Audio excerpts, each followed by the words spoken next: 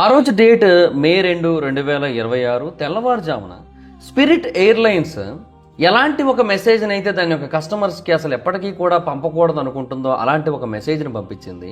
అదేంటంటే ఎయిర్పోర్ట్కి రాకండి, ప్రతి ఫ్లైట్ క్యాన్సిల్ చేయబడింది, ప్రతి కౌంటరు క్లోజ్ చేయబడింది అని చెప్పి. సో ఆ రోజు సూర్యోదయం అయ్యే టైంకి ఆ కంపెనీకి చెందిన 17,000 మంది ఉద్యోగస్తులకి కూడా ఉద్యోగాలు పోయాయి. అది కూడా ఎటువంటి నోటీసు లేకుండానే. ఆ కంపెనీకి చెందిన 91 ఎయిర్ క్రాఫ్ట్స్ దేశంలోని 26 వేరు ఎయిర్పోర్ట్స్ దగ్గర స్టక్ అయిపోయాయి, వాటి యొక్క నెక్స్ట్ డెస్టినేషన్ ఏంటో తెలియకుండానే.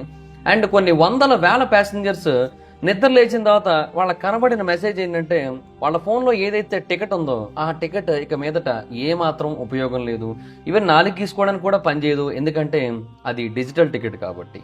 సో ఒక ఎయిర్లైన్ని షట్ డౌన్ చేయడం అనేది ఒక రెస్టారెంట్ని క్లోజ్ చేసినంత ఈజీ కాదు. జస్ట్ డోర్లు క్లోజ్ చేసి వెళ్ళిపోవడానికి ఫిజికల్గా మూవ్ చేయాల్సిన ప్లేన్స్ ఉంటాయి, అలాగే టికెట్లు పట్టుకొని ప్యాసింజర్స్ రెడీగా ఉంటారు, అలాగే గేట్స్, ల్యాండింగ్ స్లాట్స్ ఇవన్నీ ఉంటాయి.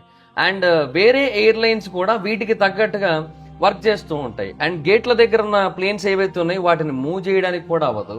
అండ్ 17,000 మంది ఎంప్లాయీస్ ఉద్యోగం ఉంది అని చెప్పి రాత్రి నిద్రపోతారు, బట్ పొద్దున్న లేచి చూసేసరికి ఆ ఉద్యోగం ఉండదు. సో ఈ వీడియోలో మనం స్పిరిట్ ఎయిర్లైన్స్ ఎలా ఎండ్ అయిపోయింది, ఎవరికి ఎక్కువ ఎఫెక్ట్ అయింది, అండ్ ఏదైనా ఒక ఎయిర్లైన్కి మనీ కనుక మొత్తం అయిపోయినట్టయితే ఏమవుతుంది అనేది కొంచెం డీటెయిల్గా అర్థం చేసుకుందాం. బేసిక్గా ఏదైనా ఒక ఎయిర్లైన్ షట్ డౌన్ అయినప్పుడు ఫస్ట్ ఎఫెక్ట్ అయ్యేది ప్యాసింజర్సే. స్పిరిట్ విషయంలో అది ఇంకా మెస్సీగా తయారైంది. కంపెనీ ఏం చెప్పిందంటే ఎవరైతే క్రెడిట్ ఆర్ డెబిట్ కార్డ్తో టికెట్స్ పర్చేస్ చేశారో వాళ్ళందరికీ కూడా ఇమీడియట్గా రిఫండ్ అయిపోతుంది అని చెప్పింది. అండ్ చాలా మందికి అది ఇమీడియట్గానే రిఫండ్ అయిపోయింది కూడా. ఇన్ఫ్యాక్ట్ చాలా మందికి చాలా త్వరగానే వితిన్ 48 hours లోపే రిఫండ్ అయితే జరిగిపోయింది. అంతా బాగానే ఉంది.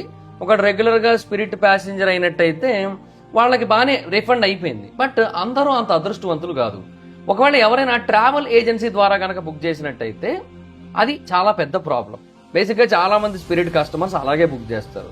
లైక్ థర్డ్ పార్టీ సైట్స్ ఉంటాయి, లైక్ ఎక్స్పీడియా, కయాక్, లేదంటే లోకల్ ట్రావెల్ ఏజెంట్, వీళ్ళ త్రూ బుక్ చేస్తారు. వీళ్ళని కాంటాక్ట్ అవ్వాల్సి ఉంటుంది. అండ్ ఈ ఏజెన్సీస్ స్పిరిట్ యొక్క బ్యాంక్రప్సీ కోర్టులో ఆ క్లెయిమ్స్ని ఫైల్ చేయాల్సి ఉంటుంది. కొన్ని రిఫండ్స్ నెలలు పట్టాయి, కొన్ని రిఫండ్స్ అసలు ఎప్పటికీ రాలేదు. అండ్ వరస్ట్ థింగ్ ఏంటంటే ఎవరైతే పీపుల్ వౌచర్స్తో పే చేసి వచ్చారో, కొంతమంది స్పిరిట్ యొక్క ఫ్రీ స్పిరిట్ లాయల్టీ పాయింట్స్ ద్వారా పే చేసి వచ్చారో వాళ్ళకి అసలు ఇంకేమీ లేదు, ఇంకా వేరే వెనక్కి రావు డబ్బులు. అండ్ వేరే ఎయిర్లైన్స్కి వాడుకోవడానికి కూడా ఆప్షన్ లేదు. ఎయిర్లైన్ అయితే ఒకటే చెప్పింది, ఈ వౌచర్స్కి అండ్ పాయింట్స్కి ఏదైతే కాంపన్సేషన్ ఉంటుందో దాని తర్వాత ఇంకొక డేట్ చెప్తాం, ఆ రోజు మీరు బ్యాంక్రప్సీ ప్రాసెస్ ద్వారా డిటర్మైన్ చేసుకోవచ్చు అని చెప్పింది. సో సింపుల్గా కంపెనీ ఏం చెప్పిందంటే మీకు ఈ డబ్బులు వెనక్కి రావు అని చెప్పింది. ఫ్రీ స్పిరిట్ పాయింట్స్ మొత్తం పోయినట్టే, వేరే ఎయిర్లైన్స్కి మార్చుకోవడానికి అవ్వదు, ఇంకెక్కడ రిడీమ్ చేసుకోవడానికి కూడా అవ్వదు. పాపం చాలా మంది ఏంటంటే కొన్ని వేల పాయింట్లని ఫ్యామిలీ వెకేషన్ కోసం అని సేవ్ చేసి ఉంచుకున్నారు. వాళ్ళకి చాలా పెద్ద లాస్ యాక్చువల్లీ.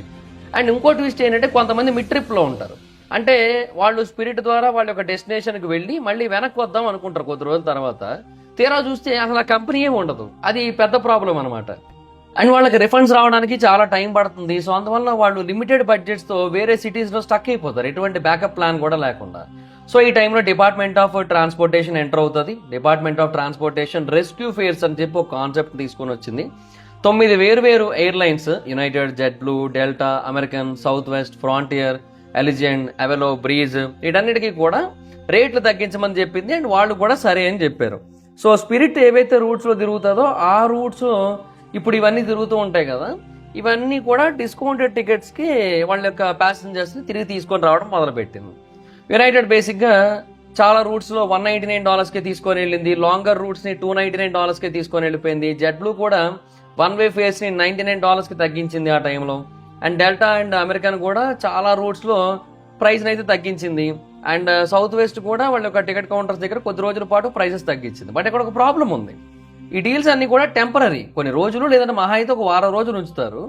ఎవరికైతే వీటి గురించి తెలియదో, ఎవరైతే ఈవెన్ ఆ డిస్కౌంటెడ్ రేట్లు కూడా ఎఫోర్డ్ చేయలేరో వాళ్ళు ఇప్పటికీ కూడా అక్కడ స్టక్ అయిపోయి ఉన్నారు. అది ఇక్కడ మేజర్ ప్రాబ్లం. ఆ టైంలో హెడ్స్ అని ఒక కంపెనీ ఉంది, అదేమో one way car rental deals పట్టుకొని వచ్చింది. సో పీపుల్ బేసిక్గా ఆ కార్లని డ్రైవ్ చేసుకుంటూ ఇంటికి వెళ్ళిపోవచ్చు అలాగా ఫ్లైట్లో వెళ్ళే కంటే. సో కొంతమంది ట్రావెలర్స్ దాన్ని కూడా చూస్ చేసుకున్నారు. అంటే $600 పెట్టి అట్లాంటా నుంచి మియామికి ఫ్లైట్లో వెళ్ళే కంటే ఒక 10 గంటల పాటు డ్రైవ్ చేసుకుంటూ వెళ్ళిపోవడం బెస్ట్ ఆప్షన్ అనుకున్నారు. బట్ కొంతమంది ఏంటంటే వాళ్ళ ట్రిప్పులు కూడా కంప్లీట్గా క్యాన్సిల్ చేసేసుకున్నారు. సో ఒక ఎయిర్లైన్ ఎటువంటి వార్నింగ్ లేకుండా ఇలా షట్ డౌన్ చేసినట్టయితే ఇది రియాలిటీ అనమాట. సో బేసిక్గా పీపుల్ ఆ అన్ఎక్స్పెక్టెడ్ ఎక్స్పెన్సెస్ని ఎఫోర్డ్ చేయాల్సి ఉంటుంది. అది ఎఫోర్డ్ చేయగలిగిన వాళ్ళకి పర్లేదు, బట్ అసలు పీపుల్ స్పిరిట్ని చూస్ చేసుకునేదే దాని ప్రైజెస్ తక్కువ అని, అండ్ వాళ్ళకేమో ఇప్పుడు ఇదంతా కూడా చాలా పెద్ద బర్డెన్ అయిపోతుంది. తర్వాత నెంబర్ 2, ఆ ప్లేన్స్ పరిస్థితి ఏంటి అంటే 91 ఎయిర్ క్రాఫ్ట్స్ 26 వేరు ఎయిర్పోర్ట్ల దగ్గర ఆగిపోయి ఉన్నాయి. అండ్ అవి ఎటు కదలకుండా అక్కడే స్టక్ అయిపోయి ఉన్నాయి. యాక్చువల్గా స్పిరిట్ దగ్గర మొత్తం 170 ఎయిర్ క్రాఫ్ట్స్ ఉన్నాయి. కాకపోతే ముందే ఒక 40 ఎయిర్ క్రాఫ్ట్స్ని అరిజోనాలోని స్టోరేజ్ ఫెసిలిటీస్లో పార్కింగ్ చేస్తారు, ఎందుకంటే డౌన్ సైజింగ్ కోసం. సో వాళ్ళకి అర్థమైంది అస్సాం స్టేజ్లోనే ఉంది అని, ఆ ఎయిర్లైన్ ఎప్పటి నుంచో స్ట్రగుల్ అవుతుంది. సో అందుకని తగ్గించారు ప్లేన్స్ని. బట్ ఫైనల్ కొలాప్స్ అయితే ఆ రోజు జరిగింది. ఆ 91 కూడా మిడ్ ఆపరేషన్లో ఉన్న యాక్టివ్ ఫ్లీట్ ప్లేన్స్ అనమాట. అవి యాక్చువల్గా ఎగురుతున్నాయి, ప్యాసింజర్స్ని తీసుకొని వెళ్తున్నాయి, గేట్స్ దగ్గర ఉంటున్నాయి, ట్యాక్సీ వేస్ మీద పార్కింగ్ చేసి ఉన్నాయి. ఇవన్నీ కూడా జరిగాయి. కట్ చేస్తే స్పిరిట్ అవేవి కూడా పనిచేయక్కర్లేదు ఇంకా అని చెప్పింది. అయితే ఇక్కడ ఇంకో పాయింట్ ఉంది, స్పిరిట్ వీటన్నిటిని కూడా యాక్చువల్గా ఓన్ చేసుకోదు. మోడర్న్ ఎయిర్లైన్ ఇండస్ట్రీలో లీజింగ్ అనేది కింగ్. దీని గురించి ఆల్రెడీ ఒక వీడియో చేశా, మీరు చూడకపోతే చూడండి. ఇండిగో ఫ్లైట్స్ ఇండిగో కాదు అని ఉంటుంది ఆ వీడియో, చూడండి. చాలా ఎయిర్లైన్స్ ఏంటంటే స్పిరిట్తో పాటుగా వాటి యొక్క ఫ్లీట్లో పెద్ద పెద్ద ప్లేన్స్ ఏవైతే ఉంటాయో వాటన్నిటినీ కూడా పెద్ద సంఖ్యలో రెంట్కి తీసుకుంటాయి కొనుగోలు చేయకుండా, ఎందుకంటే చాలా తక్కువ కాస్ట్ ఇనీషియల్ స్టేజెస్లో, అండ్ ఫ్లెక్సిబిలిటీ కూడా ఇస్తుంది మనకి. సో స్పిరిట్ విషయంలో దాని యొక్క మొత్తం 170 ప్లేన్స్లో 48 ప్లేన్స్ కొన్ని లీజింగ్ కంపెనీస్ ద్వారా మేనేజ్ చేయబడుతున్నాయి. వాటి పేర్లు air cap, అవలాన్, air lease corporation, ఇంకా కొన్ని ఉన్నాయి. అండ్ ఎప్పుడైతే స్పిరిట్ ఆపరేషన్స్ ఆపేసిందో ఈ లెజర్స్ అందరూ కూడా వాటిని ఇమీడియట్గా కావాలి అన్నారు. అయితే ప్రాబ్లం ఏంటంటే వాటిని వెనక్కి తేవడం అనేది ఒక లాజిస్టికల్ నైట్ మేర్ అసలు. అంటే ఈ ప్లేన్స్ అన్ని కూడా గేట్స్ దగ్గర పార్కింగ్ చేసి ఉంటాయి, లేదంటే ట్యాక్సీ వేస్ మీద ఉంటాయి. అండ్ షట్ డౌన్ అయిన తర్వాత వాటిని ఎవరు ముట్టుకోవడానికి ఇష్టపడరు, ఎవరు కూడా వాటి గురించి ఆథరైజేషన్ తీసుకోవడానికి ఇంట్రెస్ట్ చూపించరు. ఆ ప్లేన్స్ అక్కడే ఉంటాయి, ఆ గేట్స్ని బ్లాక్ చేస్తూ ఉంటాయి, వేరే ఎయిర్లైన్స్ వాడుకోవాల్సి ఉంటుంది. అండ్ ఎయిర్పోర్ట్స్ యొక్క స్పేస్ మొత్తాన్ని కూడా తీసుకుంటూ ఉంటాయి, వేరే ఆపరేషన్స్ చేయడానికి లేకుండా పోతూ ఉంటుంది. సో లెసర్స్ ఇమీడియట్గా ఒక కంపెనీని హైర్ చేసుకుంటారు. ఆ కంపెనీ పేరు నోమాడిక్ ఏవియేషన్ గ్రూప్. నోమాడిక్ ఏంటంటే ఈ ఎయిర్పోర్ట్ని, ఎయిర్ క్రాఫ్ట్స్ని అన్నిటినీ హ్యాండిల్ చేస్తుంది. సో ఇలాగ ఏవైతే కంపెనీలు దివాలా తీస్తాయో వాటికి సంబంధించిన ఎయిర్ క్రాఫ్ట్లని వెనక్కి తెస్తూ ఉంటుంది. సో వాళ్ళు క్వాలిఫైడ్ పైలట్స్ని పంపించి ఫిజికల్గా ఆ ప్లేన్స్ అక్కడ నుంచి తీసుకొస్తారు. ఇక్కడ ఏం చేశారంటే వీళ్ళు స్పిరిట్ పైలట్స్ని ఒక 20 మందిని హైర్ చేసుకున్నారు. వాళ్ళు ఏంటంటే ఎయిర్పోర్ట్స్కి జీన్స్ టీ-షర్ట్లు వేసుకొని వెళ్ళిపోయారు, ఎయిర్లైన్ యూనిఫామ్లో కాకుండా, స్పిరిట్ బ్యాడ్జ్ ఏమీ లేకుండా. ఆ ఎయిర్పోర్ట్ సెక్యూరిటీకి అక్కడికి వెళ్ళి, నేను అక్కడ ఒక ప్లేన్ ఉంది కదా దాన్ని ఇక్కడ నుంచి తీసుకొని ఇంకొక దగ్గరికి వెళ్ళాలి, ఓనర్కి అప్పచెప్పాలి నేనని చెప్తే ఎవరు పంపిస్తారు? నోమాడిక్ ఎగ్జిక్యూటివ్ అదే అన్నాడు, దాని గురించి మాస్ కన్ఫ్యూజన్ క్రియేట్ చేసింది అని చెప్పాడు. అంటే ఒక అథారిటీ పర్సన్ దగ్గరికి వెళ్ళి నేను ఆ ప్లేన్ మూవ్ చేయాలి అంటే అథారిటీ పర్సన్ నువ్వే చెప్తాడు. బట్ ఎవెన్చువల్లీ ఆ ప్లేన్స్ అయితే కదిలాయి అక్కడ నుంచి. అండ్ వాటన్నిటిని కూడా అరిజోనాలోని డెజర్ట్ స్టోరేజ్ ఫెసిలిటీకి అయితే తీసుకొని వెళ్ళారు. ఎస్పెషల్లీ అక్కడ ఫినిక్స్ గుడియర్ ఎయిర్పోర్ట్ అని, తర్వాత ఫైనల్ ఎయిర్ పార్క్ అని 2 ఉంటాయి. సో అక్కడ తీసుకొని వెళ్తారు, ఎందుకంటే అక్కడ డ్రై డెజర్ట్ క్లైమేట్ ఉంటుంది. ఒక ఎయిర్ క్రాఫ్ట్ని లాంగ్ టర్మ్ పాటు అక్కడ ఉంచవచ్చు, ఎందుకంటే అక్కడ కొరోషన్ రిస్క్ చాలా తక్కువ. అలా కాకుండా ఫ్లోరిడాలో కానీ లేదంటే నార్త్ ఈస్ట్లో కానీ కనుక ఉంచినట్టయితే అక్కడ ఉన్న హ్యూమిడ్ కండిషన్స్ వల్ల ప్లేన్స్ అక్కడ కొన్నాళ్ళు ఉన్నా సరే చాలా త్వరగా పాడైపోతాయి. అరిజోనాలో అయితే కొన్ని ఏళ్ళు పార్కింగ్ చేసినా కూడా ఏమీ కాదు. సో ఈ స్టోరేజ్ ఫెసిలిటీస్ నుంచి ఆ లెజర్స్ ఏం చేయాలనేది తర్వాత ఆలోచించుకుంటారు. కొన్ని ప్లేన్స్కి ఏమో రీపెయింట్ చేస్తారు, మళ్ళీ రీకన్ఫిగరేషన్ చేస్తారు, వేరే ఎయిర్లైన్స్కి రెంట్కి ఇచ్చేస్తారు. కొన్నిటికి ఫ్రెష్గా పెయింటింగ్ వేసి కొత్తగా సీట్లు మార్చి ఎంటర్టైన్మెంట్ సిస్టమ్ పెట్టి అండ్ వేరే కంపెనీస్కి కంప్లీట్గా అమ్మేసినా ఆశ్చర్యపోనక్కర్లే, ఎందుకంటే ఇమీడియట్గా ప్రాబ్లమ్స్ని రిసాల్వ్ చేసుకోవడం కోసం. సో అప్పుడు ఆ స్పిరిట్ ప్లేన్ కాదు, మేబీ అది ఫ్రాంటియర్ ప్లేన్ అవ్వచ్చు, ఎలిగెంట్ ప్లేన్ అవ్వచ్చు, డెల్టా లేదంటే యునైటెడ్ ప్లేన్ అవ్వచ్చు, ఏదైనా అవ్వచ్చు. అయితే బాగా పాత ప్లేన్స్ ఉంటాయి, లేదంటే డ్యామేజ్ అయిన ప్లేన్స్ ఉంటాయి, వాటిని మటుకు విడదీసేస్తారు మొత్తం. Engines, landing gear, avionics, seats, overhead బిన్స్ని కూడా సెపరేట్ చేసేసి సెపరేట్గా అమ్మేస్తారు. కొన్ని ప్లేన్స్లో ఏంటంటే ఇంజన్స్ బేసిక్గా ఎయిర్ ఫ్రేమ్ కంటే ఎక్కువ వర్త్ ఉంటాయి. ఫర్ ఎగ్జాంపుల్ ఒక single air bus A320 engine $millions కి సేల్ అవుతుంది. ఒక ఎయిర్ ప్లేన్ డెడ్ అయిపోయిందంటే ఫిజికల్ ఎయిర్ క్రాఫ్ట్స్ కూడా దాంతోపాటు డెడ్ అయిపోవు, అవి జస్ట్ రీసైకిల్ చేయబడుతూ ఉంటాయి, లేదంటే వేరే ఫ్లీట్లో కలిసిపోతూ ఉంటాయి. ఆ ప్లేన్స్ అయితే ఉంటాయి, ఎయిర్లైన్ ఉండకపోవచ్చు. అయితే ఇక్కడ ప్రాబ్లం నెంబర్ 3 ఒకటి ఉంది. అదేంటంటే ప్యాసింజర్స్కి రిఫండ్ వచ్చేస్తుంది, ప్లేన్స్ని వెనక్కి తీసుకెళ్ళిపోతారు, అంతా బాగానే ఉంది. బట్ ఏవైతే రూట్స్లో ఇంతకుముందు ఆ స్పిరిట్ ఎయిర్లైన్ తిరుగుతూ ఉండేదో ఆ రూట్స్లో తిరిగే వాళ్ళందరికీ కూడా చాలా పెద్ద ఎఫెక్ట్ పడుతుంది, ఫర్దర్గా వెళ్ళే వాళ్ళకి కూడా. అంటే టికెట్ ప్రైస్ అనేది మారిపోద్ది. సిబిఎస్ ఒక అనాలిసిస్ రన్ చేసింది సిరియం నుంచి తెచ్చిన ఏవియేషన్ డేటా ఆధారంగా, అండ్ నెంబర్స్ బేసిక్గా చాలా డిఫరెంట్గా ఉన్నాయి. అంటే స్పిరిట్ ఆ రూట్లో ఉన్నప్పుడు ఆ రూట్లో యావరేజ్ ఫేర్స్ ఏవైతే ఉంటాయో వాటి మీద 23% రేట్లు పెరిగిపోయాయి. అంటే ఒక రౌండ్ ట్రిప్ టికెట్ మీద 6,000 రూపాయల వరకు పెరిగిపోయాయి అనమాట. అండ్ ప్యాసింజర్ వాల్యూమ్ ఆ రూట్స్లో 20% తగ్గిపోయింది. చాలామంది ఫ్లైట్స్లో వెళ్ళడం మానేశారు, ఎందుకంటే ఇంకా కాస్ట్ ఎక్కువైపోయిందని. ఎందుకంటే స్పిరిట్ చిన్న ప్లేయర్ ఏమీ కాదు, అది ఫోర్ట్ లౌడర్డేల్ హాలీవుడ్ ఇంటర్నేషనల్ ఎయిర్పోర్ట్లో వాటి యొక్క బిగ్గెస్ట్ హబ్ అది స్పిరిట్కి. సుమారుగా 28% ఆఫ్ ప్యాసింజర్స్ని అది హ్యాండిల్ చేస్తూ ఉండేది క్లోజ్ చేయడానికి ముందు. సో ఆ ఎయిర్పోర్ట్లో ఉన్న వేరే ఎయిర్లైన్ కంటే కూడా స్పిరిట్ యొక్క పర్సంటేజ్ ఎక్కువ. జెట్ బ్లూ కన్నా, డెల్టా కన్నా, సౌత్ వెస్ట్ కన్నా అన్నిటికంటే స్పిరిట్ పర్సంటేజ్ ఎక్కువ. సో ఎప్పుడైతే స్పిరిట్ కంప్లీట్గా మాయమైపోయిందో రిమైనింగ్ ఎయిర్లైన్స్కి అదొక ఆపర్చునిటీ. జెట్ బ్లూ ఇమీడియట్గా 11 కొత్త రూట్స్ని అనౌన్స్ చేసింది ఆ ఫోర్ట్ లాడర్డేల్ నుంచి విత్ ఇన్ డేస్లోనే.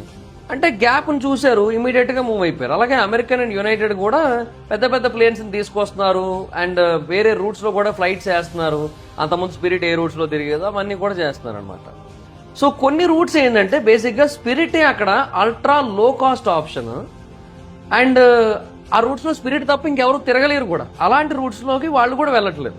ఫర్ ఎగ్జాంపుల్ న్యూయార్క్లోని ప్లాట్స్బర్గ్ అని ఒక సిటీ ఉంటుంది, లేదంటే సౌత్ కరోలినాలోని మైటల్ బీచ్ ఉంటుంది. ఇవన్నీ కూడా మేజర్ హబ్స్ కాదు. ఇక్కడ డెల్టా లాంచెస్ కానీ, అమెరికన్ ఫ్లాగ్షిప్ సర్వీస్ కానీ లేదు. అక్కడ స్పిరిటే ఉండేది, రోజుకు ఒక ఫ్లైట్ ఉండేది ఆర్లాండోకో లేదంటే ఫోర్ట్ లాడర్డేల్కో. సో ఫ్యామిలీస్కి చాలా చీప్గా ఉండేది, అఫోర్డబుల్గా ఉండేది వెకేషన్ కోసం వెళ్ళడానికి. సో ఇప్పుడు వాళ్ళకి ఏంటంటే చీపెస్ట్ ఎయిర్ సర్వీస్ ఏదైతే ఉందో అది పోయింది. ఎవరైతే ఇంతకుముందు స్పిరిట్లో తిరిగేవాళ్ళో ఇప్పుడు వేరే ఎయిర్లైన్స్ ఉన్నా కూడా వాటిలో తిరగలేరు, ఎందుకంటే ఛార్జెస్ చాలా ఎక్కువ కాబట్టి. సో ఇలాగా అల్ట్రా లో కాస్ట్ క్యారియర్స్ అనేవి వెళ్ళిపోవడం వల్ల ప్యాసింజర్స్ యొక్క ఫేర్స్ అనేవి బాగా పెరిగిపోతూ ఉంటాయి. సో స్పిరిట్ బేసిక్గా ఒక రూట్ని $89కి సెల్ చేస్తున్నప్పుడు ఆ టైంలో డెల్టా కానీ, అమెరికా కానీ వాటి యొక్క ప్రైజెస్ని దానికి దగ్గరగా ఉంచాల్సి ఉంటుంది. ఎగ్జాక్ట్గా సేమ్ కాదు. డెల్టా అప్పుడు కూడా ఒక 119 లేదంటే 129 ఛార్జ్ చేసేది, ఎందుకంటే దానికి బేసిక్గా డిమాండ్ ఉంటుంది అండ్ అది ఆన్ టైం వచ్చేస్తుంది అనే పేరుంది, లీగసీ కూడా ఉంది. బట్ అలాగనే అది $300 ఛార్జ్ చేయలేదు కదా. ఇప్పుడు ఏంటి, స్పిరిట్ లేదు అసలు ఆ రూట్లో. సో ఇప్పుడు వీళ్ళు ఎంత ఛార్జ్ చేయాలనుకుంటే అంత ఛార్జ్ చేసుకోవచ్చు. ప్రైసింగ్ ప్రెషర్ అనేది పోయింది. సో రిమైనింగ్ ఎయిర్లైన్స్కి ఏంటంటే అంత భక్తి శ్రద్ధలు ఏమి ఉండవు కదా, అది ఆలోచించరు కదా ప్యాసింజర్స్ కోసం. సో ప్రైజెస్ తక్కువ ఉంచరు, సో ఫ్లైట్స్ చాలా ఎక్స్పెన్సివ్ అయిపోతాయి. తర్వాత ప్రాబ్లం నెంబర్ 4, ఎవరైతే ఆ 17,000 పీపుల్ ఉన్నారో ఆ కంపెనీలో వర్క్ చేస్తూ వాళ్ళకి స్పిరిట్లో బేసిక్గా 14,000 మంది డైరెక్ట్గా ఎంప్లాయిడ్ పీపుల్ ఉన్నారు. ఇంకొక 3,000 మంది కాంట్రాక్ట్ వర్కర్స్ లేదంటే సపోర్ట్ వర్కర్స్ ఉన్నారు, లైక్ క్యాటరింగ్ స్టాఫ్ అని, సెక్యూరిటీ పర్సనల్ అని, గ్రౌండ్ హ్యాండ్లింగ్ కాంట్రాక్టర్స్ అని ఇలా ఉన్నారు. సో ఎప్పుడైతే స్పిరిట్ పనిచేయడం మానేసిందో వీళ్ళ ఇన్కమ్ పోయింది. అండ్ మెయిన్ స్టాఫ్లో pilots, flight attendants, mechanics, gate agents, ramp workers, corporate staff అందరూ ఉంటారు. సో ఈ 17,000 మందికి కూడా రాత్రికి రాత్రి ఉద్యోగాలు పోయాయి. సో కొంతమంది షట్ డౌన్ని బాగానే హ్యాండిల్ చేయగలరు. ఇన్ఫ్యాక్ట్ ఈ షట్ డౌన్ కూడా ఎలా జరిగిందంటే నోటిఫికేషన్ రాత్రికి రాత్రి వచ్చింది. లాస్ట్ ఫ్లైట్స్ ఏవైతే ఉన్నాయో అవన్నీ కూడా ల్యాండ్ అయిపోయిన తర్వాత వీళ్ళందరికీ మెసేజ్ వచ్చింది. వాళ్ళు ఎందుకు అలా చేశారు అంటే సేఫ్టీ కోసం. లైక్ క్రూ మెంబర్స్ అందరూ కూడా ఉద్యోగాలు పోతున్నాయి, రేపటితో కంపెనీ మూసేస్తామంటే ఆ ముందు రోజు రాత్రి చాలా ప్రెషర్తో పనిచేస్తారు. అప్పుడు ఆపరేషనల్ సేఫ్టీ అనేది ఉండకపోవచ్చు. So operational safety point of వ్యూలో ఆలోచిస్తే ఇది మంచి పని, అలాగే చేయాలి కూడా యాక్చువల్లీ. కానీ మనుషుల పాయింట్ ఆఫ్ వ్యూ నుంచి ఆలోచిస్తే దారుణం అనిపిస్తుంది తెలుసా. ఈ దారుణం మహా దారుణం అనిపిస్తుంటుంది. సో పైలట్స్ బేసిక్గా ఇక్కడ బాగానే ఉంటారు, వాళ్ళకి ఎటువంటి ప్రాబ్లం లేదు. ఎందుకంటే పైలట్స్కి ఎప్పుడు కూడా డిమాండ్ ఉంటుంది. అంటే మెరైన్ జెట్ ఎక్స్పీరియన్స్ ఉన్న వాళ్ళకి యూఎస్లో ఎప్పుడు డిమాండ్ ఉంటుంది. అండ్ స్పిరిట్ యొక్క మొత్తం ఫ్లీట్ అంతా కూడా ఎయిర్ బస్ A320 ఫ్యామిలీనే. అండ్ చాలా ఎయిర్లైన్స్ ఈ ఫ్లైట్స్నే వాడతాయి. ఏదర్ ఎయిర్ బస్ A320S కానీ, A320 నియోని కానీ వాడతాయి. American, Delta, United, Jet Blue ఇమీడియట్గా ఇంటర్వ్యూస్ కండక్ట్ చేసాయి, ఫాస్ట్ ట్రాక్ అప్లికేషన్స్ పెట్టాయి. స్పిరిట్ పైలట్స్ అందరినీ కూడా తీసేసుకున్నారు వాళ్ళలోకి. అండ్ అమెరికన్ అయితే ఒక డెడికేటెడ్ రిక్రూటింగ్ ఈవెంట్స్ కూడా పెట్టింది విత్ ఇన్ వీక్స్లోనే. సో స్పిరిట్ పైలట్స్ అందరికీ కూడా ఉద్యోగాలు వచ్చేసి వాళ్ళకి ఎటువంటి ప్రాబ్లం లేదు. ఫ్లైట్ అటెండెంట్స్కి ప్రాబ్లం ఉంటుంది. అంటే ఫ్లైట్ అటెండెంట్స్ యొక్క హైరింగ్ ప్రాసెస్ చాలా స్లోగా ఉంటుంది, కాంపిటీషన్ కూడా ఎక్కువ. ఎయిర్లైన్స్ ఏం చేస్తాయంటే బ్యాచ్లుగా హైర్ చేస్తాయి అండ్ వాళ్ళందరికీ కూడా ట్రైనింగ్ ఇస్తూ ఉంటారు. సో ఈ స్పిరిట్ యొక్క ఫ్లైట్ అటెండెంట్స్ వేరే ఎయిర్లైన్స్లో చేరుదామన్నా రాత్రికి రాత్రి చేరలేరు. అండ్ చాలా ఫ్లైట్ అటెండెంట్స్ నెలల పాటు ఎటువంటి ఇన్కమ్ లేకుండా అలాగే ఉండాల్సి వచ్చింది. సో వాళ్ళ యొక్క ట్రైనింగ్ క్లాస్ ఎప్పుడు ఓపెన్ అవుతాయా, ఎప్పుడు ఇంటర్వ్యూస్ అవుతాయా అని చూసుకుంటూ కూర్చున్నారు. ఇంకా మెకానిక్స్ అండ్ గ్రౌండ్ క్రూ ఈ రెండింటికి మధ్యలో ఉంటారు. ఎక్స్పీరియన్స్డ్ ఏవియేషన్ మెకానిక్స్కి ఎప్పుడు డిమాండ్ ఉంటుంది. ఎందుకంటే మీరు ఒక ర్యాండమ్ పర్సన్ తీసుకొని వచ్చి ట్రైనింగ్ ఇచ్చి అప్పటికప్పుడు ఒక జెట్ ఇంజిన్ ఫిక్స్ చేసి అని చెప్పలేరు. బట్ ఈ జాబ్స్ ఏంటంటే సేమ్ సిటీలో ఉండవు. ఒక మెకానిక్ ఇంతకుముందు స్పిరిట్ యొక్క ఆర్లాండో హబ్లో పనిచేస్తున్నట్టయితే ఇప్పుడు అతనికి డెల్టాలో జాబ్ వచ్చినట్టయితే అది అట్లాంటాలో చేయాల్సి రావచ్చు. సో అతను మొత్తం సిటీని మార్చాల్సి ఉంటుంది. సో చాలా ప్రాబ్లమ్స్ ఫేస్ చేయాల్సి ఉంటుంది. అండ్ కార్పొరేట్ స్టాఫ్కి ఏంటంటే అసలు ఉద్యోగాలు దొరకడం అంత ఈజీ కాదు. అంటే వీళ్ళతో పెద్దగా అవసరం ఉండదు. లైక్ మార్కెటింగ్ మేనేజర్స్, ఫైనాన్స్ అనలిస్టులు, హెచ్ఆర్ స్పెషలిస్టులు ఆల్రెడీ ఉంటారు వాళ్ళకి. సో ఇంకా పెద్దగా అవసరం ఉండదు. ఒకవేళ ఓపెనింగ్స్ ఏమైనా ఉన్నా కూడా చాలా హెవీ కాంపిటీషన్ ఉంటుంది అనమాట. సో అందుకని చాలా మంది ఏంటంటే ఏవియేషన్ వదిలేసి వేరే సెక్టార్స్కి వెళ్ళిపోతారు. స్పిరిట్ సీఈఓ ఆ తర్వాత పెట్టిన ఒక ప్రెస్ కాన్ఫరెన్స్లో ఈ 17,000 మందికి మీరు ఏం చేశారని అడిగితే మేము చేయగలిగిందంతా చేశామని చెప్పాడు. బట్ నిజానికి అసలు ఏమీ చేయలేదని అయితే వాళ్ళైతే ఫీల్ అవుతున్నారు. అయితే స్పిరిట్ మాత్రమే కాదు, ఇలాగా డిసప్పేర్ అయిపోయిన ఫస్ట్ ఎయిర్లైన్. ఇంతకు ముందు కూడా చాలా కంపెనీలు ఇట్లాగే డిసప్పేర్ అయిపోయాయి. పాన్ AM 1991లో షట్ డౌన్ అయిపోయింది. ఈస్టర్న్ ఎయిర్లైన్స్ కూడా సేమ్ ఇయర్ షట్ డౌన్ అయిపోయింది.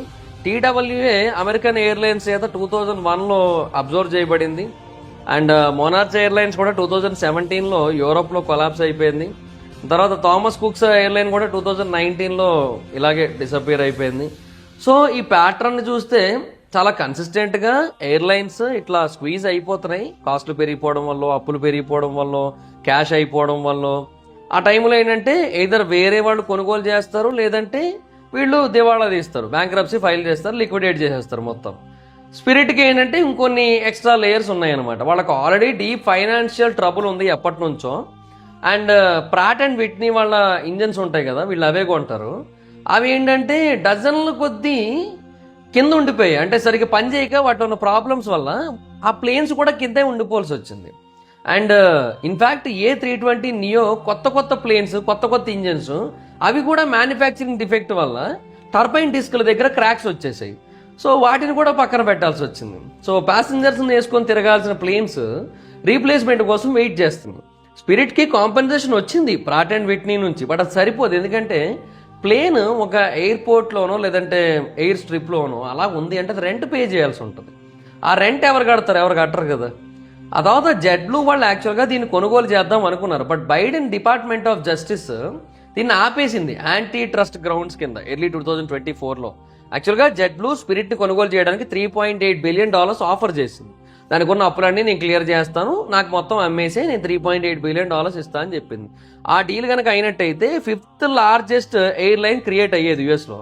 కానీ ఈ బైడెన్ డిపార్ట్మెంట్ ఆఫ్ జస్టిస్ ఏమో ఇలా చేస్తే కాంపిటీషన్ హర్ట్ అవుతుంది, ఫేర్స్ పెరిగిపోతాయి, ఇది కరెక్ట్ కాదు, అది అని చెప్పి ఆ డీల్ జరగనివ్వలేదు. దీనివల్ల స్పిరిట్కి చాలా పెద్ద రంధ్రం పడింది. స్పిరిట్ ఎన్నో ఏళ్లుగా ప్రాఫిటబుల్గా లేదు, వాళ్ళ అప్పులు పెరిగిపోతూ ఉన్నాయి. 2025 నాటికి వాళ్ళ అప్పులు $2.76 బిలియన్ చేరుకుంది. సో వాళ్ళు అందుకే లేట్ 2024లో ఒకసారి, ఆగస్ట్ 2025లో ఒకసారి బ్యాంక్రప్సీకి ఫైల్ చేశారు. అయితే 2026లో ఎప్పుడైతే ఇరాన్ కాన్ఫ్లిక్ట్ వచ్చిందో వాళ్ళు ఎక్కువ ఎఫెక్ట్ అయ్యారు. ఆయిల్ ప్రైసెస్ పెరిగిపోయాయి, జెట్ ఫ్యూయల్ ప్రైసెస్ అనేవి డబల్ అయిపోయాయి కొన్ని వారాల్లోనే.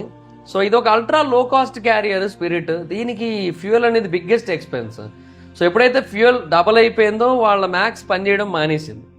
సో స్పిరిట్కి ఇంకా వేరే ఆప్షన్ లేదు, క్యాష్ లేదు వాళ్ళ దగ్గర. అండ్ బేసిక్గా ట్రంప్ అడ్మినిస్ట్రేషన్ వాళ్ళకి కొంచెం హెల్ప్ చేస్తామని చెప్పింది, ఒక $500 మిలియన్ ఆఫ్ రెస్క్యూ ప్యాకేజ్ ఇస్తామని చెప్పింది. అది కనుక ఇచ్చినట్టయితే స్పిరిట్ మేబీ ఇంకొక 6 నెలల పాటు కంటిన్యూ అవునేమో. బట్ ఈ గ్యాప్లో ఏమైందో మరి ఆ డీల్ క్లోజ్ అయిపోయింది. సో వాళ్ళకి బయ్యర్ దొరకలేదు, రీస్ట్రక్చరింగ్ అనేది జరగలేదు. సో దానివల్ల వాళ్ళైతే రాత్రికి రాత్రి క్లోజ్ చేసేయాల్సి వచ్చింది, వేరే ఆప్షన్ లేక. సో స్పిరిట్ పని అయిపోయింది అక్కడతో. సో ఇది ఏవియేషన్ ఇండస్ట్రీకి ఒక వార్నింగ్ అని చెప్పొచ్చు. ఎందుకంటే spirit version of ultra low cost model అనేది రెండు వైపుల నుంచి స్క్వీజ్ చేయబడుతుంటుంది. ఒకవైపు ఏమో లీగసీ క్యారియర్స్ ఉంటాయి, లైక్ డెల్టా కానీ, యునైటెడ్ కానీ, అమెరికన్ కానీ. ఇవి బేసిక్ ఎకానమీ ఫేర్స్ని లాంచ్ చేస్తే ఇలాంటి బడ్జెట్ ట్రావెలర్స్ని ఇంకెవరు యూజ్ చేస్తారు? ఆబ్వియస్లీ దానికి ప్రిఫర్ చేస్తారు. సో మీరేంటంటే డెల్టాని ఇష్టపడతారు కదా. ఇప్పుడు నేనైనా సరే ఎయిర్ ఇండియానా లేదంటే ఇండిగోనా అన్నప్పుడు రెండిటి ప్రైజు సేమే ఉంటే నేను ఇండిగోనే ప్రిఫర్ చేస్తాను. నేను ఎయిర్ ఇండియా ప్రిఫర్ చేయను, ఎందుకో తెలియదు నాకు ఎయిర్ ఇండియా ఎందుకో ఆన్ టైం ఉండదు, దాని ప్రాసెస్ వరస్ట్ ఉంటుంది, అన్ని డిఫరెంట్గా ఉంటాయి. ఇండిగోనే ప్రిఫర్ చేస్తాను నేను. అట్లాగే అది $99 ఉండి ఇది $99 ఉంటే డెల్టానే ప్రిఫర్ చేస్తారు కదా, స్పిరిట్కి ఎందుకు చేస్తారు? ఇదొక ప్రాబ్లము. ఇంకోవైపు కాస్ట్ పెరిగిపోతున్నాయి, fuel, labour, maintenance, airport fees ఇవన్నీ కూడా పెరిగిపోతున్నాయి అనమాట. సో ఇదొక పెద్ద ప్రాబ్లం. సో స్పిరిట్ ఏదైతే ఛార్జ్ చేస్తోందో దానికి అండ్ దీనికి ఏదైతే ఖర్చు అవుతుందో దానికి మధ్య గ్యాప్ పెరిగిపోతుంది. సో ఇంకా కొన్ని లో కాస్ట్ క్యారియర్స్ తిరుగుతున్నాయి. ఫర్ ఎగ్జాంపుల్ ఫ్రాంటియర్ ఇంకా ఆపరేషన్లో ఉంది, ఎలిజెంట్ ఇప్పటికీ కూడా ఆపరేషన్లో ఉంది. అండ్ వాళ్ళు స్పిరిట్ యొక్క ఓల్డ్ ట్రాఫిక్ రూట్స్లోకి ఎక్స్పాండ్ చేస్తున్నారు. బట్ వాళ్ళకి సేమ్ ప్రెషర్ ఉంది, same engine problems, same fuel cost, same competition from legacy carriers. Spirit అయితే కొలాప్స్ అయిపోయింది, ఇవి ఇంకా అవ్వలేదు. మేబీ ఫ్యూచర్లో ఇవి కూడా అయిపోవచ్చేమో అనిపిస్తుంది. సో ఇది ఒక వార్నింగ్ ఆ కంపెనీస్ అన్నిటికీ కూడా. సో ఏదైనా ఒక ఎయిర్లైన్ షట్ డౌన్ అయినట్టయితే అదొక సడన్ ఈవెంట్ లాగా అనిపిస్తుంది. అండ్ అప్పటి వరకు ప్రయాణిస్తుంది దాని యొక్క ఫ్లైట్స్ ప్రయాణించవు, ఆగిపోతాయి. బట్ ఏంటంటే ఇట్స్ మోర్ లైక్ డిసెంబ్లింగ్ అంతే. సో ప్లేన్స్ అన్నీ కూడా వేరే దగ్గరికి వెళ్ళిపోతాయి, ఇంకో దగ్గర ఎగురుతాయి. రూట్స్ని కాంపిటేటర్స్ ఫిల్ చేస్తారు అండ్ గేట్స్ రీఅసైన్ చేయబడతాయి అండ్ పైలట్స్ని హైర్ చేసుకుంటారు. అండ్ ఆ ప్లేన్కి చెందిన ప్రతి పార్ట్ని కూడా వేరే వాళ్ళు తీసుకుంటారు. ఆ ఎయిర్లైన్కి చెందిన ప్రతి దాన్ని కూడా ఇండస్ట్రీలోని వేరే వాళ్ళు అబ్జర్వ్ చేసుకుంటారు. సో ఎయిర్లైన్స్ నిజానికి ఎండ్ అయిపోవు, వాటిని ఏంటంటే వేరే వాళ్ళు తీసేసుకుంటారు. ఎయిర్లైన్స్ వేరే వాటిలో కలిసిపోతాయి అంతే. సో ప్రైస్ ఎవరు పే చేస్తారంటే ఎంప్లాయీస్, అంటే వాళ్ళ యొక్క సీనియారిటీని కోల్పోతారు. అండ్ చీపెస్ట్ ఫ్లైట్స్ని ఎవరైతే యూజ్ చేసుకుంటారో ఆ ప్యాసింజర్స్ అందరికీ కూడా చీపెస్ట్ ఫ్లైట్స్ అన్నీ పోతాయి. సో ఇలాంటి ప్రాబ్లమ్స్ అన్నీ కూడా ఉంటాయి. సో బట్ ప్యాసింజర్స్ అయితే మటుకు డెఫినెట్గా వేరే ఫ్లైట్ యూజ్ చేసుకుంటారు. అండ్ ఎక్కడో స్టక్ అయిన వాళ్ళు కూడా ఏదో ఒకలాగా ఇంటికి వెళ్ళిపోతారు. రిఫండ్స్ వచ్చిన వాళ్ళకి వస్తాయి, రాని వాళ్ళకి రావు, రాని వాళ్ళు వదిలేసుకుంటారు కూడా. సో ఆకాశం కింద పడిపోదు ఒక ఎయిర్లైన్ పడిపోయినంత మాత్రాన, ఆకాశం అలాగే ఉంటుంది. ఆ ఆకాశంలో తిరిగే ఫ్లైట్లు అలాగే తిరుగుతూనే ఉంటాయి. కాకపోతే కొంచెం ఎంటీ అవుతుంది. ఇంతకుముందు ఇంకో 91 ప్లేన్స్ ఎక్స్ట్రా తిరిగేవి అమెరికాలో, ఇప్పుడు 91 ప్లేన్స్ తక్కువ తిరుగుతున్నాయి అనుకుందామన్నా ఆ గ్యాప్లో వేరే కంపెనీస్ బేసిక్గా ఇప్పటికీ ఒక 60కి పైగా ప్లేన్స్ కొత్తగా యాడ్ చేసాయి. సో అందువల్ల ఒక 30 ప్లేన్స్ మహా అయితే తగ్గాయి అంతే, అంతకు మించి ఇంకేమీ లేదు. సో అదనమాట పరిస్థితి. సో ఒక ఎయిర్లైన్ గనక ఎండ్ అయినట్టయితే, బ్యాంక్రప్సీ ఫైల్ చేసినట్టయితే, కంప్లీట్గా ఎయిర్లైన్ డెడ్ అయిపోయినట్టయితే, ఎయిర్లైన్ డెడ్ అయిపోయినట్టు కాదు, జస్ట్ ఆ ఎయిర్లైన్ని ఆ ప్లేన్స్ని వేరే వాళ్ళు రీప్లేస్ చేస్తున్నట్టు అంతే. So that's it guys. ఒకవేళ మీకు ఈ బ్రేక్ డౌన్ కనుక ఇంట్రెస్టింగ్గా సబ్స్క్రైబ్ చేసుకునే విధంగా ఉన్నది అని అనిపించినట్టయితే వెంటనే లైక్ చేసి వీడియోని షేర్ చేయండి, సబ్స్క్రైబ్ చేసుకోండి, బెల్ ఐకాన్ క్లిక్ చేసి ఆల్లో పెట్టుకోండి. నా ఫర్దర్ వీడియోస్ అన్ని మిస్ అవ్వకుండా చూడొచ్చు. Thank you so much guys. నా ఇన్స్టాగ్రామ్ ఐడి జబర్దస్త్ మైదరం, ఎక్కడ వచ్చి ఫాలో అవ్వచ్చు. Bye bye, meet you on next video. Bye bye.